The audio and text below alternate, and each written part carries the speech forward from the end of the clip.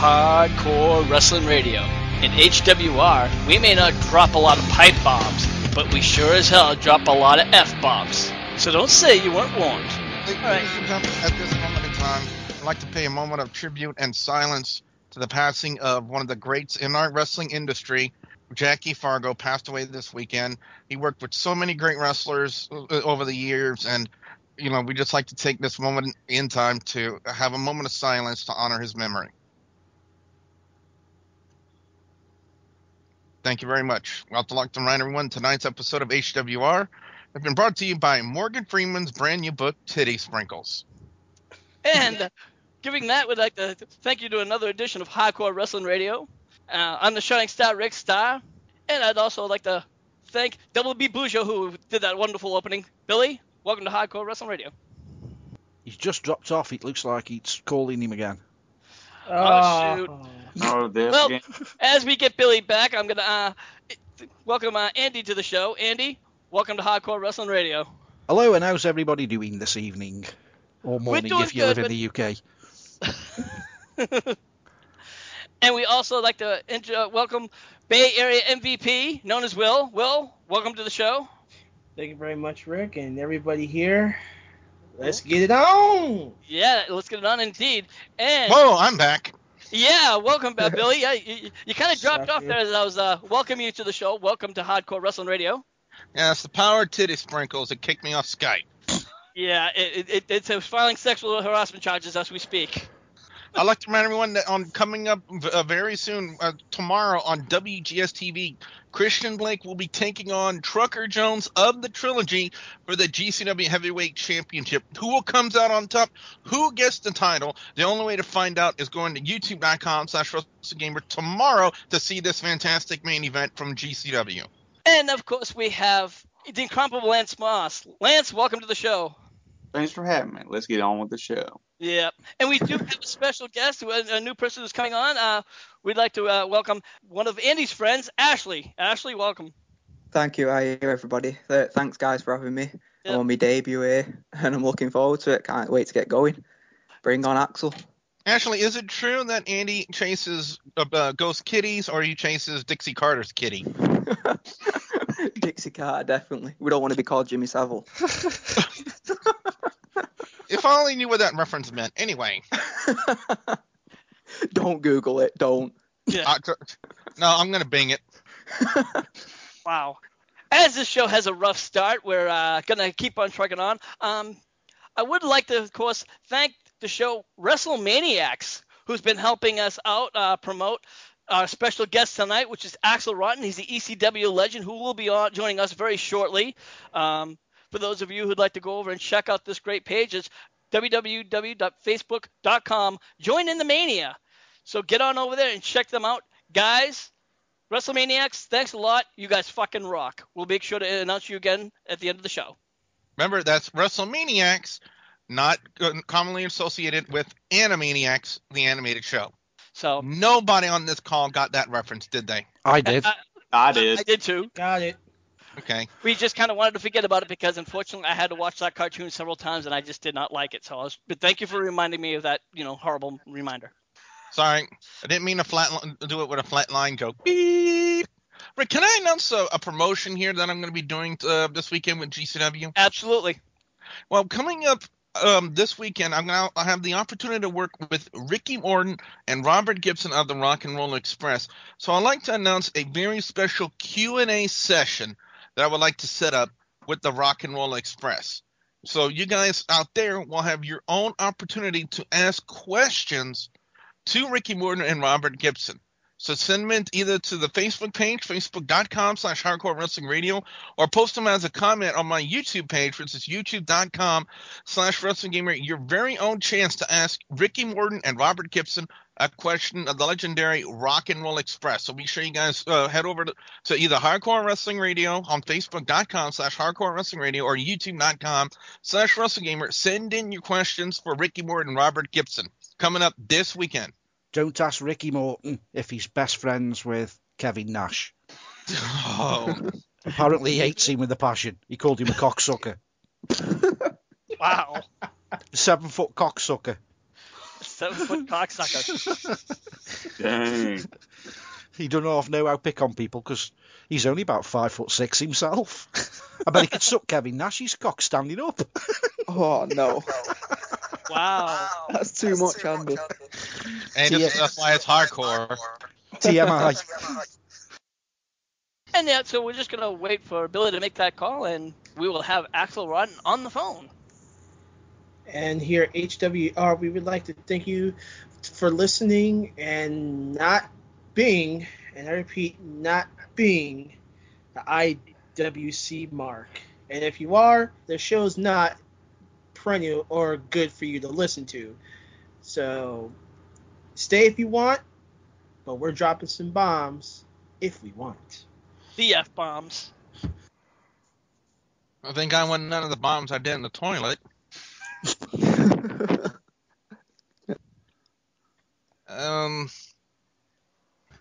It's ringing.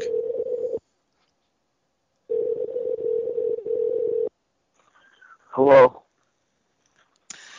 Hey, Axl, how you doing? It's Rick Staff from Hardcore Wrestling Radio. Hey, man. Hey, how you doing tonight? Good.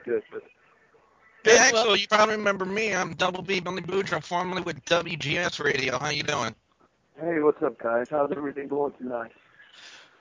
We're doing good. We also have Andy here. You also know Andy from Facebook. He's the one who you were talking to. That's right, Andy. How are you, buddy? I'm doing well. I've got some good news for you, actually, Axel. I've spoken to a guy from UK All-Star Wrestling. I've passed your details on, and hopefully he should get in touch, reference or trying to do some promotions for you in the UK. So hopefully that'll come good for you. Hopefully, fingers crossed. Wonderful. You're very welcome. Thanks, man. I've been being contacted by a few different people, but they haven't been able to put anything together yet. I was trying to tell them they could work together, even if they were running in different parts of the country, to try to make their shows within a couple days of one another. I could do them all at one time. Nice. Well, if you do come to the UK, I run a paranormal investigation group, and I would love to have you to come on one of our investigations and see if we could scare you like you scare the fans. That would be wonderful. I would love to do that. Hey, you promised you would only show that picture of me without my shirt on only one time, Andy. Well, that's Hardcore Wrestling Radio for you. We got a bit of a sense of humor here. We're going to let Billy start off the questions here since he was cool enough to give you a call. So, Billy? Yeah. The floor is yours. Well, Axel, it's been quite some time since we had the opportunity to speak with you. First off, we're glad to hear that you're doing well. Currently, where are you working at currently in the United States? Like, currently, where are you taking bookings for shows that you're working right now? I'm taking bookings anywhere that someone has a telephone that can call me. So that would be I mean, you guys know how professional wrestling is. There's not exactly especially the life of an independent wrestler, because I'm not Axl Rotten, ECW employee, TNA employee, WWE employee. I'm Axl Rotten, independent wrestler. In the life of an independent wrestler, we can go anywhere from, spending 3 days in New Jersey one weekend to spending 1 day in New Jersey, 1 day in California, 1 day in Michigan. So it's like I'm willing to go anywhere that the promoters are willing to use me and put it out there right on Hardcore Radio, because the fact of the matter is a lot of people, they seem to forget or seem to have an opinion that all I can do is swing chairs and make people bleed, but nothing can be further from the truth. I like to go out and entertain people and have fun time wrestling too, you know what I mean? So as far as where I'm picking bookings any someone wants to check us out. Well, what are some of the more recent shows that you've done that you would like to talk about? Well, let's see. The more the bigger stuff has been a company called Big Time Wrestling. They've been running. Actually, they've got some stuff coming up soon. But pardon me, they've been using guys like Kevin Nash, me, Tommy Dreamer, Shane Douglas, the last couple shows with Matt Hardy, Ric Flair comes inside the autograph, Terry Funk. So they're a pretty big company. The guy is based out of, I believe he's up Boston way, to be honest, or New York. So, I know that he's based out of the Northeast, but he runs a lot of his shows over here in, like Delaware. Well, I'm in Baltimore, Maryland, and the last thing I did for him was in Altoona, Pennsylvania, in an old ECW building. It's funny, the last time we were in that building, myself and Balls Mahoney wrestled the Dudley Boys, and it was quite interesting because the show ended in a near riot.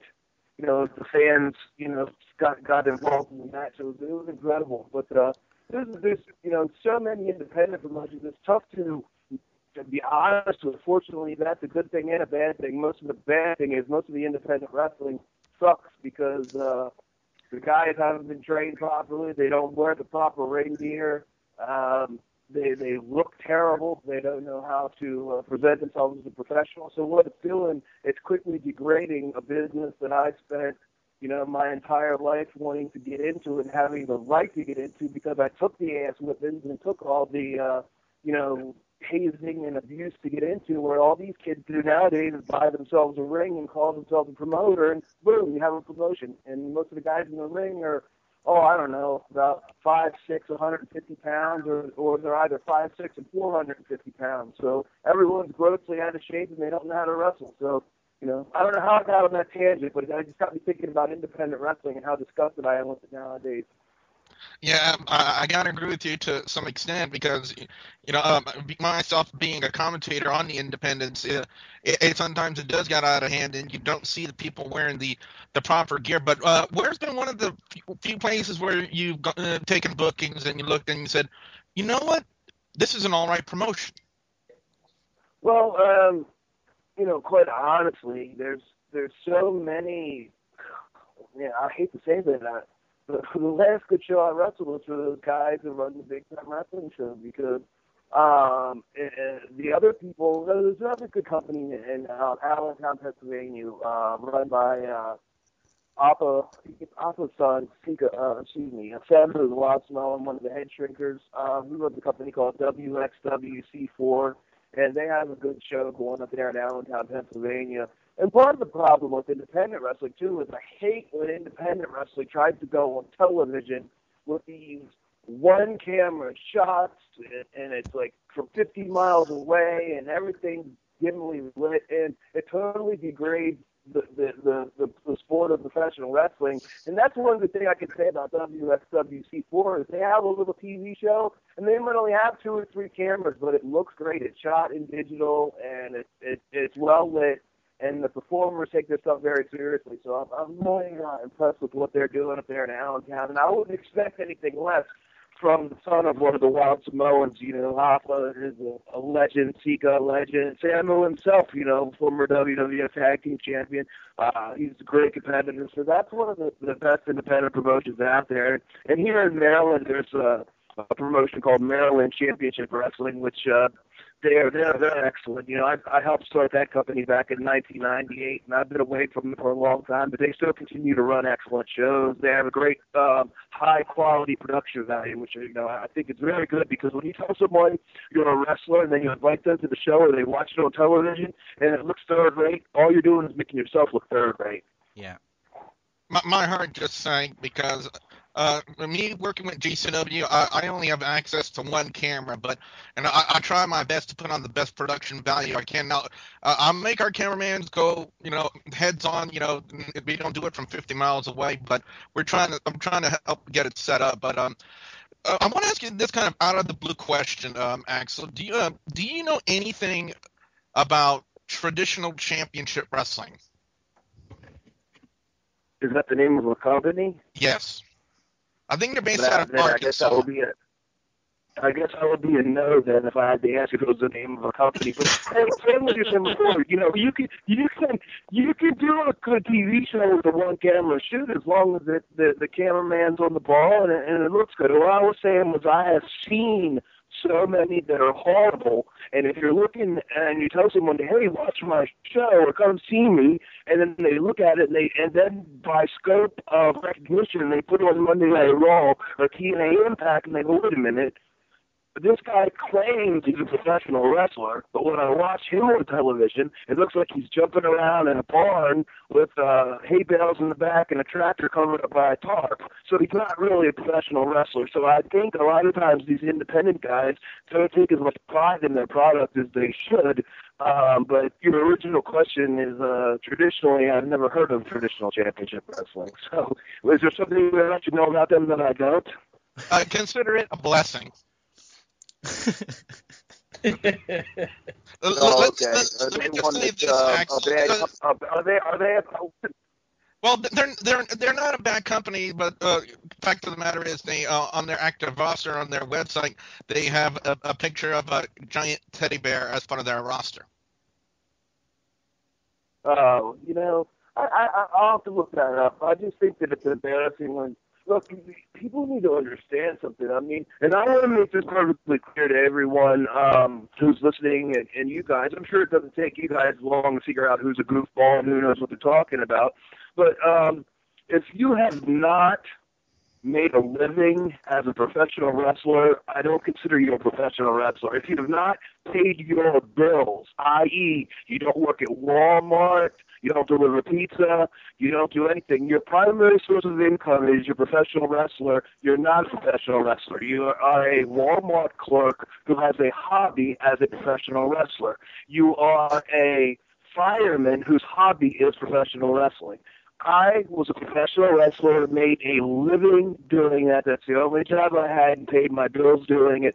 So I think I have the expertise to speak on this subject, and it galls me to no end when you see these guys who don't look the part and they're out there claiming to do or be a part of an industry that I love, and grew up watching, and they're totally desecrating and demeaning the name of professional wrestling. Not that, the bigger companies haven't, let's face it, WWE don't even call it professional wrestling anymore. So it's a fight to keep the wrestling word in the sport.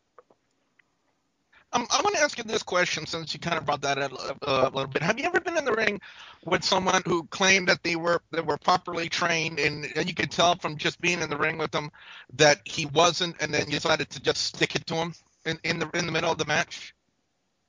Yes, absolutely. I've done it several times. And let me explain this to you why. When I started wrestling, I was a fan my entire life, and when I turned 16 years old and was able to get my own driver's license, I started finding things out about who was doing what and what was going on. And back then, it was the late 80s. We didn't have the internet, so it was like word of mouth, who did you hear that's going to go to a show and pick something up? There was no such thing as independent wrestling that I knew of, but it was out there. And, I had to go to a wrestling school and sit there and pretty much watch for 2 weeks and clean up the ring, sweep the floor, and then they finally let me get in the ring, and they beat the living hell out of me for another 2 weeks. And every day after I got trained, they told me, we kept saying, man, that kid's not coming back, and I'd show up the next day, and they'd say, that kid's not coming back, and I'd show up the next day. Nowadays, the guys don't have the respect for the business because they didn't go through that. Even I'm talking about guys later on in the industry that got to break through a gut check or some of these guys on Tough Enough. They used to have them. What wrestling fan? Someone told them, "Wow, you look great. You should be a wrestler." And that's where this business started to go downhill. When I was in the dressing room with someone who had no idea who Larry Zbyszko was. And I was like, wow, you're the champion. And don't you know who Bruno versus Zbyszko in Shea Stadium is if you're a wrestling fan? Well, definitely. Axl, I'd like to turn over the question now to the host of Hardcore Wrestling Radio himself, the Illuminous one, the Shining Star, Rick Starr. Rick? Hey, you doing, Axl? Rick, real quick. I want to show something. Hernandez is in jail, Rick. I told the guys the story. I told them all the story. You had me told buddy. I was fucking cracking up, mother. Hey, bro, I figured, pop the guy and have a god. You had the accent. I figured you were a big Pats fan, so I said, I'll tell him what happened. He's like, I had no idea what I was talking about. I love this kid already. All he's caring about is wrestling. I love that. Yeah. Now I'm going to have to tell HWR fans what's going on. So, earlier today, I called Axl just to make sure, he wanted everything was going okay, and if anything we could do for him. And he tells me, Rick, did you hear about Hernandez? And I'm thinking Hernandez TNA. But of course, we didn't go that far. I'm like, Hernandez? I'm like, no. He goes, man, don't you ever watch the news? I'm like, no, man, I had doctor's appointments all day and shit. He goes, well, let me bring you up to speed. He said, Hernandez been in jail for like homicide and 5 guns, gun charges and shit. I'm like, what the fuck? I'm like, holy shit. And I'm like thinking to myself, well, I'm like, this is Hernandez from TNA, and he starts busting the fucking nut laughing. He's like, no, man. He goes, Aaron Hernandez, yes. I'm like, dude, I don't watch fucking football. Yeah, dude, you gotta listen to this guy, Rick proceeds to tell me, he's like, I don't know who that is. I was like, man, I just figured, most people up in your area, though, bro, you gotta admit they're fanatical sports fans. They like the Sox, they like the Pats. So I figured just, you know what was going on. It was so funny, guys, his reaction, because he thought I was talking about, Hernandez and TNA. He was like, holy shit, I can't believe this. I was like, whoa, dude, I'm talking about the football player. He goes, I don't give a shit. I don't watch football. I think the only sport I do watch other than wrestling is hockey, and I'm fucking pissed that the Bruins lost. So yeah, that was kind of interesting to me too. Honestly, but that was a funny conversation we had, man. That was real funny. I really liked that. That made me laugh this morning, man. That was an awesome conversation, man. Well, I'm glad it made you laugh. But we knew that this past weekend there was a tragedy. We know that Jackie Fargo passed this weekend. Sad passing. Yeah. I read that one of your tweets that you worked with him. What was it like working with him? Well, let me clarify that a bit. It wasn't. Here's what happened. I didn't work with Jackie, but I did wrestle in Memphis two separate occasions. And on one of those occasions, we had a manager who was going by the name of Fabulous Freddie Fargo. Myself and my partner Ian, we were called the Bad Breed at the time, and we were coming into Memphis. And the plan was to have this manager guy named Flamboyant Freddie Fargo. And what was going to happen is myself and Ian were supposed to get involved in this, deep feud with Bill Dundee and Jerry Lawler. And our manager was going to say that he was the illegitimate son of Jackie Fargo. And it would turn out to be, Jackie Fargo would come back and it would be, Lawler and Dundee versus Axl and Ian Rotten. Main event at the Mid-South Coliseum with Jackie Fargo in their corner. And if we lose, Freddie Fargo has to leave USWA. But what happened was our first day in on television, our manager, Freddie Fargo, was supposed to throw a big thing of salt in opponent's face, and he couldn't get it out of his pocket.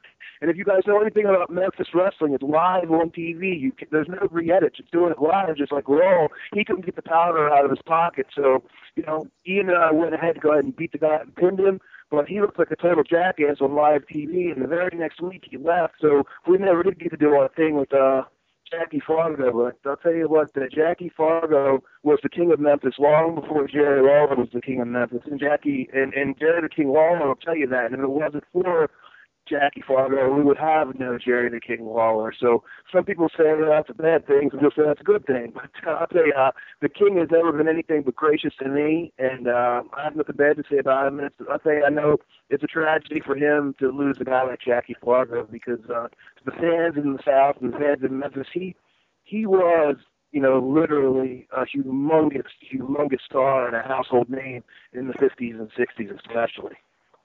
Now, we also know that RVD and is going back to the WWE, and we also know that Tommy Dreamer is trying to get back to and make a return. These are two other ECW legends like yourself. What was it like working with them? What people were you talking about specifically? RVD and Tommy Dreamer. Oh well, I don't know how many of you guys know, but of course, Rob Van Dam's very first match in ECW was against me. He wrestled me in his ECW debut, and that wasn't by a mistake. That was by design because quite frankly, if you guys watch that tape of myself against Rob Van Dam, look at his face. He looks like a deer in the headlights. He's like definitely 100% without a doubt scared to death. And if you listen to the fans, they're not very nice to him. They're chanting, "Fuck him up, Axl, take his head off," all that kind of shit. Well, before the show, Sabu was like, "Hey, Axl, I need to talk to you." I'm like, "What's up?" He goes, Van Dam. I said, "Who the fuck's Van Dam? What are you talking about?" He goes, Rob Van." I said, "Oh, Rob Van Dam. I know. Yeah. He was in WCW for a while. Looks like like a younger version of Jean-Claude Van Damme." He goes, "Yeah. So he's gonna work it. You work with him?" I said, "Yeah, I'll work with him." He said, "We're trying to get him a job. You mind putting him over?" I don't mind putting him over. And excuse me. I called Rob over and I said, "What's your finish?" He goes, "Well, I do a split-legged moonsault." He goes, "But I don't think that's enough to pin somebody in ECW." I said, "Wait a minute." I said, "You never even wrestled one match here.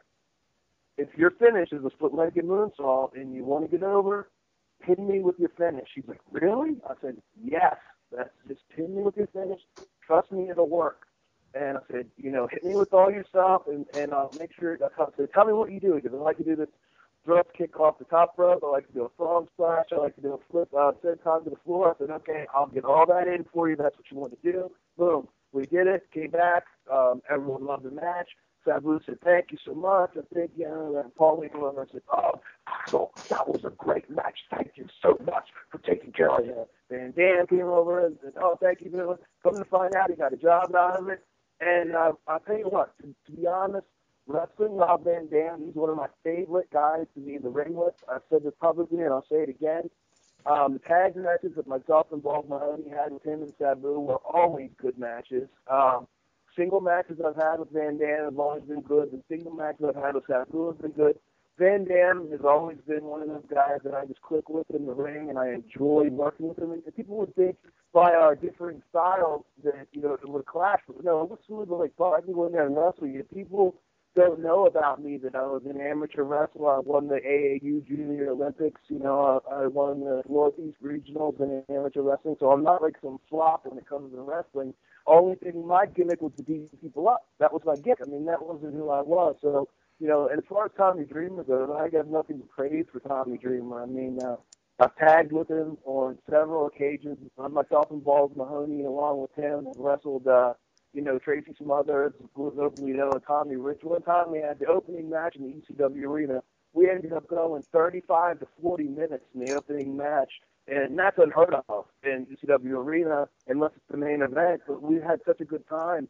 And honestly, if it wouldn't have been for Tommy Dreamer, I wouldn't have been on Monday Night Raw. If it wouldn't have been for Tommy Dreamer, I wouldn't have been in TNA's Hardcore Justice. So, all praise goes to Tommy Dreamer when it comes to that kind of stuff. I mean, he looked out for me several times when he didn't have to. And I'll always say, hey, thank you for that. And as far as in the ring, both guys are class acts, and they're easy to work with, and they're great talent. So I love working with both of those guys. They're tremendous. Yeah, absolutely. Now, I have another question about Tommy Dreamer. Tommy Dreamer, obviously, he was, probably one of the founding guys. He's been, it was ECW prior to its closing days with the company. Why do you think that he never really got a shot at the title? He didn't want it. The whole thing with Tommy Dreamer's gimmick was like, Tommy Dreamer didn't have to be the champion to be over in ECW. Tommy Dreamer was over because he was the guy who fought for the fans and fought for ECW. So he didn't need a belt around his waist to validate his success. It wasn't about titles. Titles are for marks. Titles are for the fans. The guys in the business, if they legitimately are professional wrestlers and are workers, they can care less about having a belt. They can care less. They can care more about drawing money and doing what's right for the product. They could care less about having belts. And Dreamer was one of those guys that always did what was right for business. He didn't care about a title. He cared about doing what was right for business. All right. Since we're on that same line of questioning, what do you think went wrong with Paul Heyman's ECW? That brand. Paul Heyman. Pretty much pure and simple. Paul Heyman's what was wrong with ECW was Paul Heyman. I mean, Paul is a great guy to put talent together. Paul is a great guy to put matches together. He's a great guy to put a TV show together. But I think the demands of the on-screen, in-ring TV show, along with owning the company and trying to handle the business end was just too much for him. And I'm not saying that in a bad way, because years ago, before I had a lot of clarity in my head, I used to say a lot of stupid, immature stuff because I was doing a lot of stupid, immature stuff. So, now looking back with a lot clearer perspective, if Paul Heyman would have been just putting the talent together for that show, it would have been a tremendous show, and it would have lasted for a long time. But he was also running the business end of the company, which I think was his downfall. You wouldn't say there were any indecisions or any issues that actually occurred with him and TNN at the time with the network you were on? By the time we were on TNN, we were already dead. I mean, people don't realize this, that by the time we got to TNN, Paul was already in Vince's pocket to the point where we couldn't get out. I mean, we were done. I mean, it was like then you make a deal with the devil, he comes around to collect. So, and that's what happened. And we couldn't compete with Raw. We couldn't compete with those companies. And had it not been for WWE or Vince McMahon bailing us out on certain occasions, we wouldn't have been able to be on TV anymore. So, in fact, remains that it had nothing to do. All that stuff you saw on TV, you got to remember, it's wrestling. If you're seeing it on a wrestling show, it's the scripted part of the show. And the same thing, what people don't realize, that stuff doesn't go in the air by mistake. As much as you want to think, oh my God, I just saw a shoot. No, you didn't. You saw a work shoot. You didn't see a shoot. It happened that way because that's where they wanted to do it.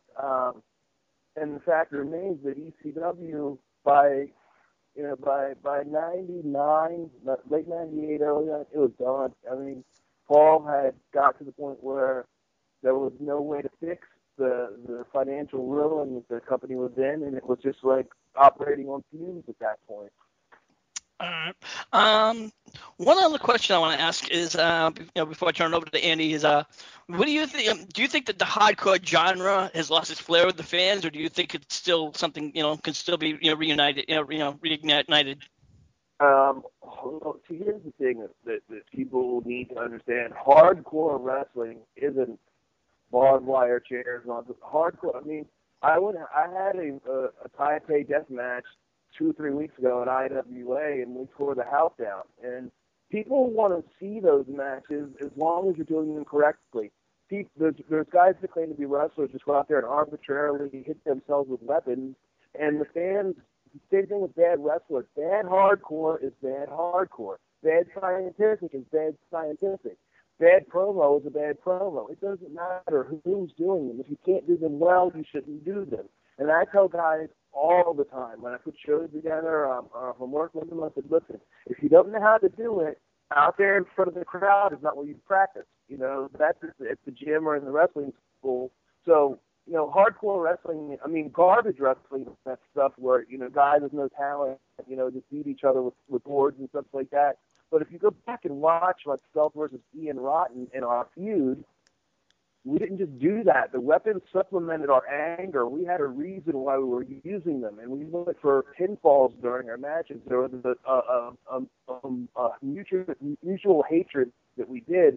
It wasn't just thrown together and say, okay, you guys go out there and beat each other with weapons. No, we had an angle. That's why we did it. I think hardcore matches, should be done that way. I hesitate to use the term hardcore because I think hardcore wrestling is anyone that is out there and works hard and does it well. I don't think garbage wrestling or death matches is a totally different thing. And garbage matches are different than death matches. Death matches are good matches with guys that know how to work. And I think if you take myself and Terry Funk, from 15, 20 years ago, and you put us in a barbed wire match, you're going to get a great death match. That's a great match. You put me against Sabu to this day, and I know we're a barbed wire match, you're going to get a great death match. Now, if you put, I don't know, Handsome Joe Smith from traditional championship wrestling and Rockin' Randy Jones from North Attleboro Pro Wrestling, and you put them together in a ring, and you tell them, okay, you're going to have a New England Patriots or Volvo pole match, you know, and then they go out there and they don't know how to wrestle. It doesn't matter because we're going to have a terrible match anyway. So I just think it's a matter of the right guys being in the right spot and doing the right thing. If you have a talented guy who can have a good match, it doesn't. Somewhere Tim Tebow is laughing. He better not be laughing because if Brady gets hurt, he's going to have to play. And oh my God, what happens then? Well, thanks, Axl. Well, now we're going to turn the questions over to the son of a bitch, Andy. Andy, over to you. Hello, I'm nice scared. to talk to you again, Axl. And one question. Andy, go ahead, brother. There's one sensitive question I want to hit on for the people who are listening. Wait a minute. Well, Andy, who's it sensitive for, me or you? Because nothing's off limits with me, so I'm not sensitive. If you're a sensitive guy and you're going to shed tears when you answer this question, maybe you should answer it. Yeah, I'm going to spit it out and give it to you as it comes. Our first conversation we had on Facebook was I basically said to you how shocked I was to see that you'd suffered from a bout of Bell's palsy after watching the barbed wire DVD. And I'd just like to know how it's affected your life now and how are you feeling present day? I saw one of your YouTube videos yesterday and saw you are, I wouldn't say 100% yet, but you jokingly took your glasses off and said, that's why I'm wearing glasses, not because I want to look cool, because I've got like one eye is not working properly and the side of your face had all gone. So I was just wondering how you're feeling today and how has it affected your life, and good luck to you. Hope everything clears up and you get yourself back on track. That's the first question. Okay, well, thanks, Andy. That's a very thorough and good question, by the way. Not that everyone else has it, too. This has been a great show. I've enjoyed everything you guys have been talking about, and the questions have been great.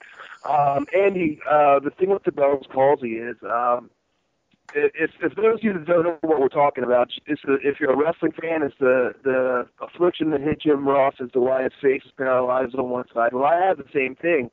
And to be quite honest with you, it's a very humbling experience, especially when you're involved in such a cosmetic industry where everyone bases a lot of their opinions on how you look and how you sound. Yeah. And I'm very sensitive about that because, I was in an accident. I had like 2 teeth knocked out, and I had that Bell's palsy, so I'm really sensitive about my look. So I not that I was ever a great looking, chill, handsome anyway, but I mean, we may not be the best shakes in the world, but I try to do the best I can with what I've got.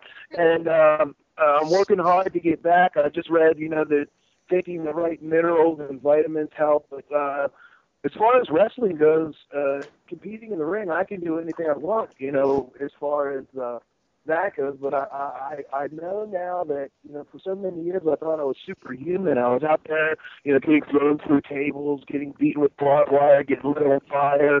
And then this kind of thing happens to you, and you wake up the next morning and you can't close your eye, and, half of your face is frozen. And you have to just learn to adapt, Andy. That's the thing. I mean, what do you say to guys that are coming back from the Middle East and they don't have a leg and they get a prosthetic and they have to learn to walk again? What I have to do is learn to talk again, learn to use my mouth in a different way, learn to use my eyes in a different way. Here's the one thing I will say that I've improved. As you said, I'm not 100%, but from the time that you saw in that video to now, from the time you saw it on the DVD, whatever that damn movie is. What's it called again? The barbed wire. Yeah, the barbed wire one. I can't remember what it's fully called. Documentary. Yeah. Barbed Wire City. That's the one. Yeah, Barbed Wire. Barbed Wire City. I'm much better from even that point to now. Basically, most people can't even notice it unless I tell them, because I've learned, I massage my face in my own kind of physical therapy with my cheeks and stuff like that. And now that I've learned what vitamins to take, I'll probably get back, God willing, to better than I was, over the last couple months, and hopefully pretty soon it'll be back to 100%. But if it never goes back the way it was, I won't say I'm fine with it, but I will learn to adapt and live with it because God doesn't give people anything more than they can handle. And I've heard a friend of mine say this applies to me. Because God doesn't give people any more than they can handle. But I sure wish he didn't think I was so fucking strong because he keeps giving me a lot of shit. But we just keep moving forward and keep doing the right thing. I think you do the thing, put one foot in front of the other, man, and always stay positive. And it's hard to do. I mean, I wake up. I'm human, man. I wake up every morning, with my back aching, my scars all over my body, my hips hurt, my knees hurt, my ankle hurts. But you got to wake up and look at the ceiling and go, all right, what am I going to do? Am I going to lay here, feel sorry for myself, or am I going to get up and do something? And it's your decision. You can lay there and do nothing, or you can get up and try to make the best of your day and what you have with it. And that's what I try to do now, Andy, is I try to do the best of what I have and have the best time I can every day. Well, that's a great attitude, and hopefully everything will work out for you in the end. Another question regarding which you've just hit on there. How did you, Ian, come up with the idea of the Type A death matches? How did it come about? Was it just a conversation one night, and then you thought, let's give it a try? Actually, no. I have to give Ian total credit on that. The Type A death match. I had no input on that at all. We were riding up to the show in a car, and he goes, I think the exact quote was, "Hey, Axe, man, let me ask you a question." I'm like, "Yeah, what's up, dude?" How about this, Daddy? How about we take, like they did in that movie, Kickboxer or Bloodsport 1? I mean, because I don't remember. It was one of those karate movies, and they dipped their hands in glue and then smeared them in blood and glass and fought each other. I was looking over at him and said, what the hell, I'll do it. And we got to the show, and we did, I think, a strap match, and Paul goes to us and says, all right, guys, what can we do next to further the feud? And Ian goes, I got it, Dale. How about we do this tie death match? And Paul's like, what is that? And Ian went on to explain to him, he goes, sounds fucking crazy, but go ahead and try it. And we just did it the next month. And I'll tell you this, it sure as hell must have fucking worked because it's almost 15 years later, and people still talk about that match. And they still show it to their kids and their friends. It's going down in wrestling history. So, I mean, I feel kind of good to know that long after I'm gone, a little piece of my brutal legacy will live on. So that's pretty damn cool. Yeah, I actually showed the video, both matches, 1 and 2, to my partner, and she hadn't seen them before, and she was just blown away. How much blood there was, and just how much passion there was at the end. Yeah, people genuinely get that response. And the thing was, the one we did a couple weeks ago, there was this girl who sent me a message. She'd never seen wrestling before, and her thing was like, she took a picture of it. She posted it on her fucking Facebook page, and her post underneath was, "What the fuck?" She goes, "I went to a wrestling show, and this is what happened." You know, and she goes, like, any of you guys that watch like Monday Night Raw or SmackDown, and you don't go see like IWA and Mid-South, you guys are missing out on what's happening out there. There's a lot of crazy stuff going on. And the thing is, people see those types of matches. They're generally shocked because they don't expect to see that level of brutality from guys, you know, that they're sitting right in front of. And the matches that you saw, which was the first one in the ECW arena, there's something that I don't sit around and try to run up the flagpole, but I'll just say it to you guys. Everyone talks about being hardcore icons, innovative with violence, extreme legend, this, that, and the other. When it comes right down to it, the first guy to do thumbtacks in the ECW arena was Axl Rotten. The first guy to do barbed wire, baseball bat in the ECW arena, the first guy to use a baseball bat in the ECW arena was Axl Rotten. The first guy to use barbed wire board was Axl Rotten. The first guy to do all that stuff was Axl Rotten. I don't have to have any goofy title or anything. I just want to be Axl Rotten. That's all I want to do. So myself and Ian did all that stuff long before anybody else ever dreamed of doing it. But we don't sit around telling everyone, you know, give us credit for being a funny little story about it. Tell me the little story, and know that I go out there every night to bust my ass for the people to pay money to see me perform. Whether it's a hardcore match, a soft porn match, PG-13, an NC-17, a rated X, PG match. I don't care as long as the fans are having a good time. Because when it comes down to the bottom line, if you're not entertaining the people, and the people, when it comes down to it, are my boss, because if they don't come to the matches, the promoter's not going to book me, and I'm not going to get paid. So it's all about the fans. Soft porn. Yeah, you like that? I need a Tylenol now. Sorry, you kind of hit a little bit of a soft spot with Billy. Another I mean, it's not Skinamax. It's not Skinamax, Billy. I'm talking about some softcore porn and the good stuff. Thank you for listening to this episode of Hardcore Wrestling Radio. Be sure to follow us on Facebook page at facebook.com/Hardcore Wrestling Radio. HWR is also in association with WGS TV. Until next time, this is Rick Starr saying, see you when I see you.